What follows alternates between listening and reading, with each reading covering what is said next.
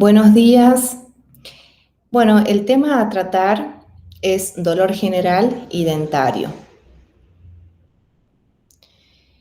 Primero hay que comenzar definiendo qué es el dolor, ¿sí? Según la Asociación Internacional para el Estudio de Dolor, es una experiencia sensorial y emocional desagradable asociada a un daño tisular existente o potencial o descrita en términos de ese daño. La percepción del dolor protege al organismo ante una injuria o daño. Representa un sistema de alarma que moviliza al organismo ante una injuria o daño. Representa un sistema de alarma que moviliza al individuo y determina una respuesta adaptativa que impide un daño de mayor magnitud. Y esta percepción del dolor está influenciada por la motivación emotiva, afectiva del paciente, englobando así un concepto biopsicosocial. Entonces el dolor incluye dos componentes, uno sensorial y discriminativo y el otro afectivo y emocional, ya que el dolor genera un impacto muy importante a nivel del estado emocional de la persona. Luego es importante también que definamos algunos conceptos. ¿Qué es la nocicepción? Es un conjunto de procesos fisiológicos que permiten que, al producirse un daño tisular, se realice la transmisión de la información por las vías nerviosas del dolor hacia el sistema nervioso central.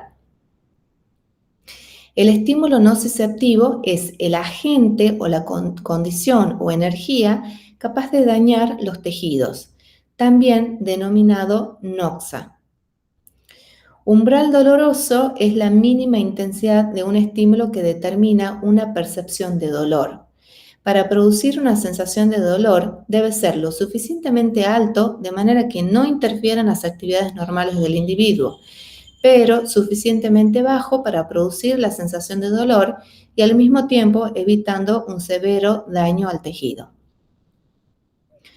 La hiperalgesia es una respuesta excesiva o aumentada sensibilidad a estímulos nociceptivos.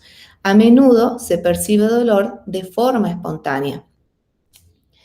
Y tenemos dos tipos, una hiperalgesia primaria, que es la sensibilidad excesiva de los propios receptores para el dolor. Por ejemplo, la sensibilidad de la piel quemada por el sol, por sensibilización de nociceptores, por liberación de productos tisulares locales liberados por la quemadura. Y una hiperalgesia secundaria, que es la facilitación de la transmisión sensitiva, por ejemplo, lesiones a nivel de la médula espinal. La alodinia resulta el dolor resulta de estímulos que normalmente son inocuos, por ejemplo, el roce sobre la piel quemada por el sol. Y los nociceptores son los receptores que responden en forma selectiva a los estímulos que pueden lesionar los tejidos. Son terminaciones nerviosas libres. Estos señalan la presencia de estímulos nocivos y es el cerebro quien interpreta la señal como dolor. Por lo tanto, la percepción de dolor es un constructo que hace nuestro cerebro. Tenemos diferentes tipos de nociceptores. Dentro de ellos tenemos los mecánicos, los cuales precisan estímulos mecánicos intensos, a menudo dolorosos. Por ejemplo, pinchar la piel con una aguja. Corresponden a fibras de tipo A delta, que son las fibras mielínicas de pequeño diámetro, y tienen una velocidad de conducción entre 5 y 30 metros por segundo. Los nociceptores térmicos son excitados por temperaturas extremas, mayor a 45 grados y menor a 5 grados. Corresponden a fibras de tipo A delta. Y los nociceptores polimodales son activados por estímulos mecánicos nocivos, químicos irritantes y térmicos de gran intensidad. Corresponden a fibras de tipo C, amielínica, y que tienen una velocidad de conducción de 1 metro por segundo. Representan la principal inervación sensitiva de la pulpa dentaria. Tipos de dolor general. Tenemos dos tipos, el dolor rápido y el dolor lento. El dolor rápido también es conocido como dolor agudo, es intenso, punzante, eléctrico, se siente 0,1 segundo luego de haberse producido el estímulo. Se siente cuando se clava una aguja en la piel o, por ejemplo, un corte con cuchillo o quemadura intensa. No se siente en tejidos profundos, es decir, es más bien superficial. Es desencadenado por estímulos mecánicos y térmicos y es transmitido por fibras de tipo A delta a una velocidad de conducción entre 6 y 30 metros por segundo. El dolor lento es también conocido como dolor crónico, urente, sordo, pulsátil, nauseoso. Se siente hasta pasado un mínimo de un segundo después del estímulo y crece con lentitud hasta minutos. Es asociado a destrucción tisular y propicia un sufrimiento insoportable y prolongado. Puede darse en la piel y en tejidos profundos. Es desencadenado por estímulos mecánicos, térmicos y químicos. Y es conducido por fibras de tipo C a una velocidad de conducción entre 0,5 a 2 metros por segundo. También hay sustancias, ¿sí?, que son liberadas luego de un daño tisular, que son estas sustancias químicas que generan dolor. Y dentro de estas podemos encontrar al potasio, que es producida por las células dañadas, la serotonina por las plaquetas, la bradicinina, que proviene del plasma, la histamina por los mastocitos, las prostaglandinas por las células dañadas, leucotrienos por las células dañadas y la sustancia P por fibras aferentes primarias. Entonces, los receptores para el dolor son terminaciones nerviosas libres. Es importante comprender si estos receptores o estos nociceptores se adaptan. La adaptación para los receptores para el dolor es muy escasa o nula, es decir, no se adaptan. Ahora, para ver cómo es la conducción de esos estímulos a través de las vías nerviosas, es importante comprender cómo está organizado el tronco del encéfalo. En esta imagen podemos observar en una vista lateral que tenemos el cerebro, ¿sí?, y el tronco del encéfalo, el cual está constituido de arriba hacia abajo por el mesencéfalo, la protuberancia y el bulbo raquídeo, y luego le continúa la médula espinal. Y en una vista anterior podemos observar en esta región el mesencéfalo, ¿sí?, la protuberancia, el bulbo raquídeo y finalmente la médula espinal. Aquí podemos observar un corte transversal de la médula espinal y en la cual podemos observar también dos regiones bien diferenciadas. Una más clara, que es la sustancia blanca, y otra más oscura, que es la sustancia gris, con forma de H. También tenemos que determinar las zonas de la médula. Esta sería la región anterior, ¿sí?, y esta sería la región posterior o dorsal. Aquí también observamos que en la región de la sustancia gris está dividida en varias láminas con números romanos que van desde la lámina número 1 hasta la número 9. En estas láminas encontramos cúmulos de cuerpos neuronales en donde van a hacer sinapsis las fibras para el dolor agudo, que van a ser las fibras de tipo A delta, y las fibras para el dolor crónico tipo C. Entonces podemos comenzar a describir la vía nerviosa para el dolor agudo, que también es llamada neoespinotalámica. Es transmitida entonces el dolor agudo por fibras de tipo A delta, mielínicas, a una velocidad de conducción entre 6 y 30 metros por segundo.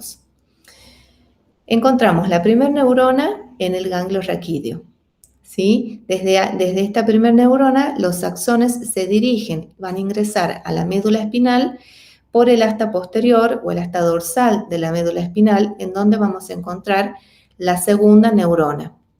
Esta segunda neurona la encontramos acá, en la lámina 1. Allí se produce la primer sinapsis. Y desde aquí, los axones largos se dirigen en sentido opuesto a la médula espinal, cruzan, es decir, cruzan a la médula espinal por la comisura anterior, ¿sí?, y giran en sentido ascendente, continúan por las columnas anterolaterales. Entonces, desde aquí cruzan por la comisura anterior giran y ascienden por las columnas anterolaterales sin interrupción hacia el tálamo, en donde encontramos la tercera neurona. Allí van a hacer sinapsis en los núcleos ventro-posterolateral del tálamo y en el grupo nuclear posterior. Desde allí, los axones de esta tercera neurona se dirigen hacia la zona de la corteza cerebral, a la zona, la corteza somatosensitiva primaria, al área 1 y 2, para hacerse consciente. Estas fibras liberan un neurotransmisor que es el glutamato. Este presenta una acción muy corta. Y la vía nerviosa para el dolor crónico es también llamada paleoespinotalámica, es transmitida por fibras de tipo C, que eran fibras amielínicas. Estas tienen también su primer neurona en el ganglio raquídeo, y desde allí los axones de esta primer neurona van a ingresar a la médula espinal por el asta posterior o dorsal de la médula, y van a hacer su primer sinapsis en la unión entre la lámina 2 y la lámina 3. Esta región se denomina sustancia gelatinosa. Entonces aquí encontramos la segunda neurona y desde aquí hay neuronas con axones cortos que realizan otra conexión a nivel de la lámina 5. Y desde allí los axones largos se dirigen en sentido opuesto a la médula, cruzando por la comisura anterior, y giran y en sentido ascendente se dirigen por el tronco del encéfalo. A nivel del tronco del encéfalo, encontramos acá una serie de núcleos grises, ¿sí? Que es a nivel de la formación reticular, que están distribuidos a nivel del bulbo, del mesencéfalo, de la protuberancia, en la región tectal del mesencéfalo y en la región gris periacueductal. Es decir, aquí las fibras, los haces del dolor, van a ir dejando ramificaciones a nivel de estos núcleos de la formación reticular. Entonces, este dolor crónico se lo va a percibir de manera difusa, ¿sí? No llega a una región puntual de la corteza cerebral. Luego, algunos filetes de estos haces del dolor pueden llegar al tálamo, a una región inespecífica en los núcleos intralaminares y ventrolaterales.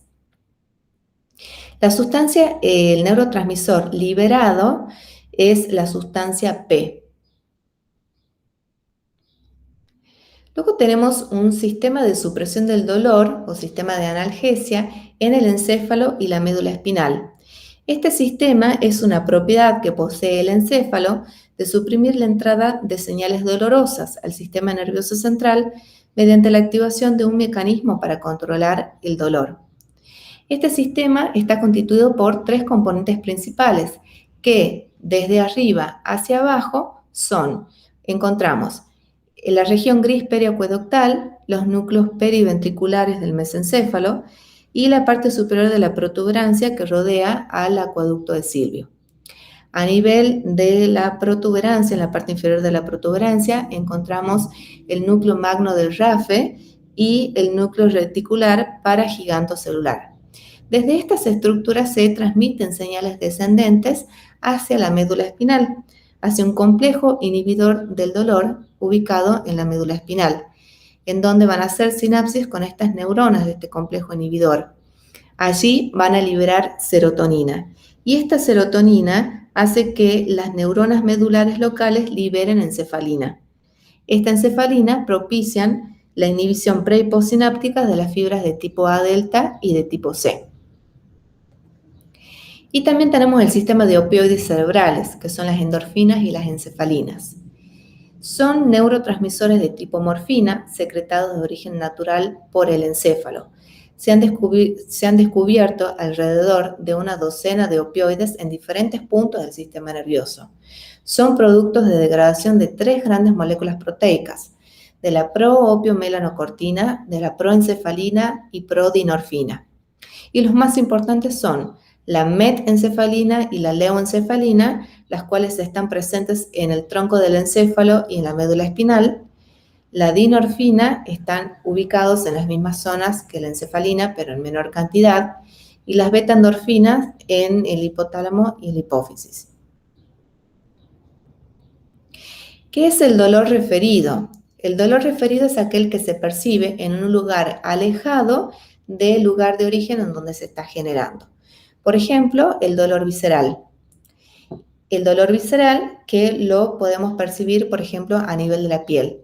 Y el mecanismo por el cual se genera esto es que las fibras que transmiten el dolor visceral llegan a nivel de la médula a hacer sinapsis con neuronas que también hacen sinapsis con las fibras que transmiten los nociceptores cutáneos.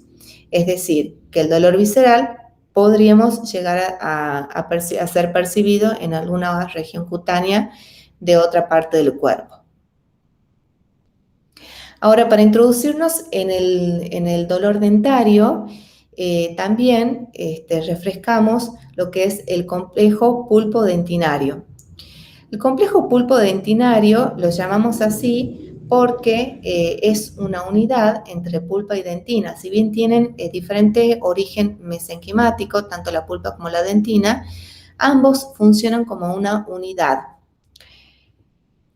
La pulpa es un tejido conectivo laxo que está constituido por fibras conectivas, también tiene células, dentro de ellas fibroblastos, la célula principal es el odontoblasto, tiene proteoglicanos, entre otras sustancias.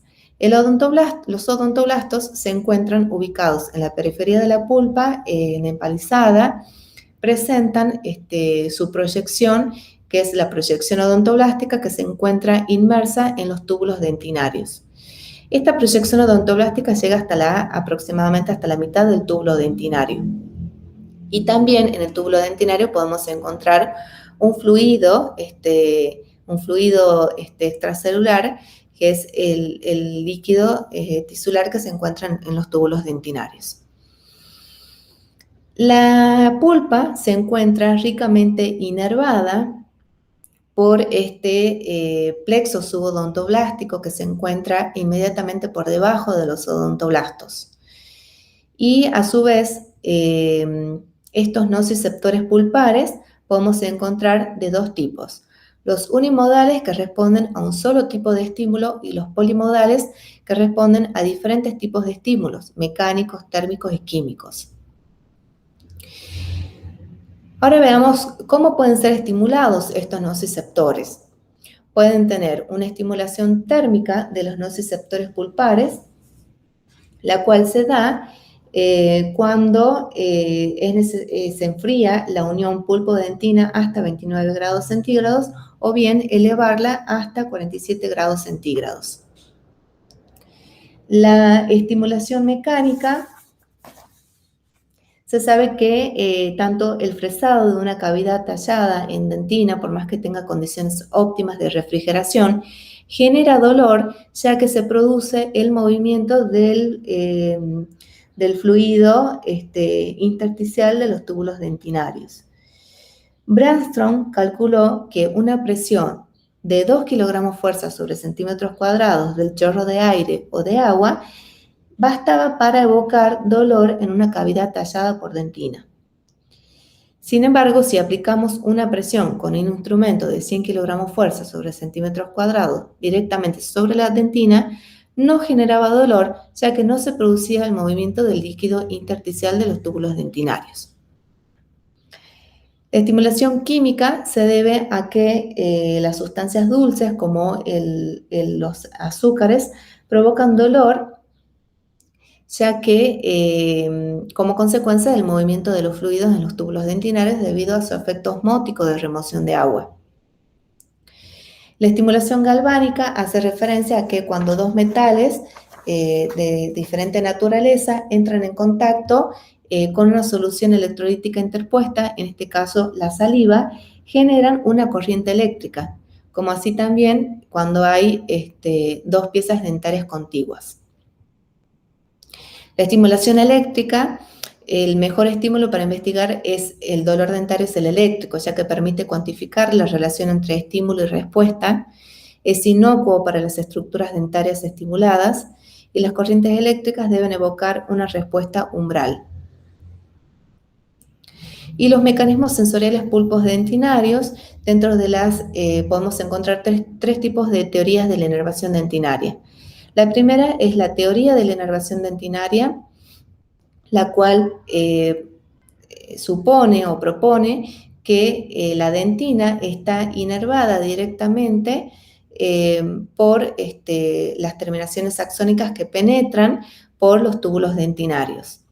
La otra teoría es la teoría odontoblástica, la cual propone que la dentina está inervada gracias al odontoblasto, el cual funcionaría como receptor, ¿sí? El plexo, las terminaciones nerviosas del plexo odontoblástico, subodontoblástico, llegan a inervar directamente al odontoblasto. Y la teoría hidrodinámica supone que se genera movimiento del fluido intersticial, del líquido intersticial de los túbulos dentinarios, y el cual se moviliza tanto hacia afuera como hacia adentro de la pulpa, y esto genera la estimulación de las fibras nerviosas del plexo subodontoblástico. Bueno, el dolor dentario y su respectivo dolor referido. Podemos tener a nivel dentario, a nivel de los incisivos superiores, un dolor referido, el cual se puede percibir a nivel de la región frontal. En los caninos superiores y los premolares superiores es captado a nivel de la región nasolabial. Los segundos premolares superiores y primeros molares superiores en la región maxilar por encima de los molares superiores.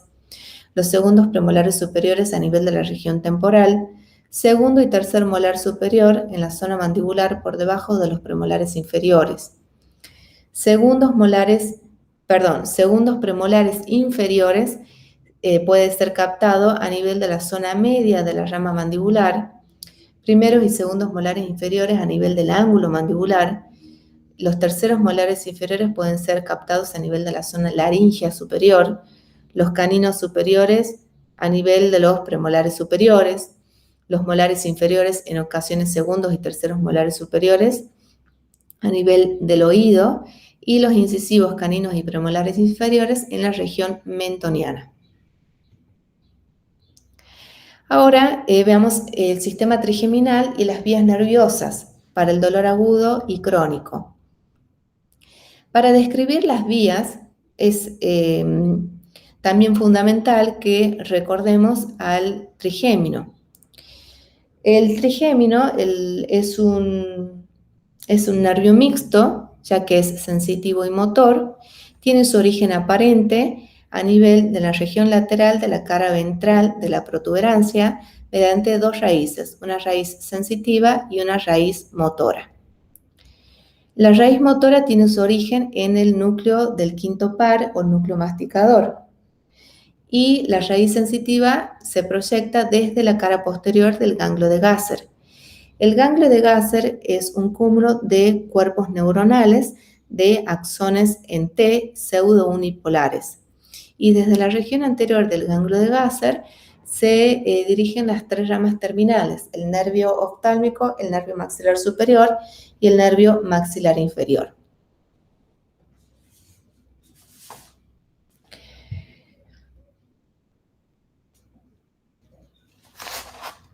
La información sensorial, tanto exteroceptiva como propioceptiva, tanto de la boca como de la cara, es decir, la zona del territorio cefálico, es procesada a nivel del tronco del encéfalo en una serie de núcleos que de arriba hacia abajo podemos encontrar el núcleo mesencefálico, el núcleo sensitivo principal y el núcleo espinal. El núcleo espinal, a su vez, está subdividido en subnúcleos. La parte superior es el subnúcleo oral, luego le sigue el subnúcleo interpolar y finalmente el subnúcleo caudal. La raíz sensitiva, cuando penetra a nivel de la protuberancia, puede comportarse de dos maneras distintas. Puede no ramificarse y dirigirse directamente a los núcleos, o bien puede ramificarse en una rama corta, ascendente, ¿sí?, que se dirige hacia el núcleo sensitivo principal, formando así el haz del núcleo sensitivo principal, y otra rama descendente y larga que se dirige hacia el núcleo espinal, formando así el haz del núcleo espinal. El núcleo sensitivo principal y el subnúcleo oral es el encargado de la sensibilidad táctil epicrítica y de presión y también propioceptiva cortical del territorio cefálico. Llegan fibras de tipo A beta, mientras que el subnúcleo interpolar y el subnúcleo caudal es el encargado del procesamiento de la sensibilidad táctil protopática y de presión, también temperatura y dolor, y a ellos les llegan fibras de tipo A delta y de tipo C. Entonces, ahora sí podemos ver las vías del dolor dentario, agudo y crónico. Bueno, para el dolor agudo, la vía aferente son las fibras de tipo A delta. ¿Sí? Van a tener su primer neurona a nivel del ganglio de Gasser. Desde allí, los axones van a ingresar por la raíz sensitiva, siguen su trayecto descendente hacia el núcleo espinal, específicamente hacia el subnúcleo interpolar y el subnúcleo caudal. Allí van a encontrar su segunda neurona y sus axones constituyen el haz neotrigémino talámico. Desde allí, los axones de esta segunda neurona cruzan en sentido contralateral ascendente por el tronco del encéfalo y se dirigen en sentido ascendente sin interrupción hacia el tálamo, en donde encontrarán su tercera neurona y van a hacer sinapsis en el núcleo ventroposteromedial del tálamo. Desde allí, los axones de esta tercera neurona se van a dirigir hacia la corteza cerebral, somatosensitiva 1 y 2, para hacerse consciente. Y cuando hablamos de dolor crónico, la vía aferente son las fibras tipo C.